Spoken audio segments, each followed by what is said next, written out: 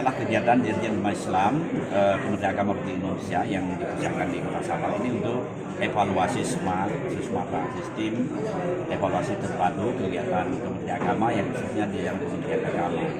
Jadi bagaimana kita memberikan kemudahan masyarakat dan layanan masyarakat yang ini kita lakukan evaluasi sehingga semua program kita bisa bermuara pada satu, yaitu layanan termudah untuk masyarakat. Masih baik dalam soal pernikahan maupun dalam hal yang terkait dengan kehidupan umat di jajaran umat Islam, masuk persoalan zakat, wakaf dan lain-lainnya. Ini semuanya kita lakukan terpadu yang menyangkut dengan urusan agama Islam dan sampai ke kaki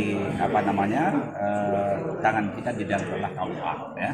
Ini kita evaluasi sehingga hal-hal yang masih ada kendala ini harus kita perbaiki sehingga Kementerian Agama ini akan lebih dekat dengan masyarakat rangka kita memberikan layanan. Pak, tadi Bapak menyebut soal aplikasi banyak. Kita ini di Kemenang ini ingin semua pelayanan itu dalam bentuk kita layani dalam bentuk aplikasi sebenarnya. Benar. Kita hari ini hidup di tengah-tengah dunia global dan teknologi informasi yang tidak terlepas dengan teknologi informasi. Maka layanan yang kita berikan kepada masyarakat harus termudah. Ya. Tidak ada layanan yang tertunda.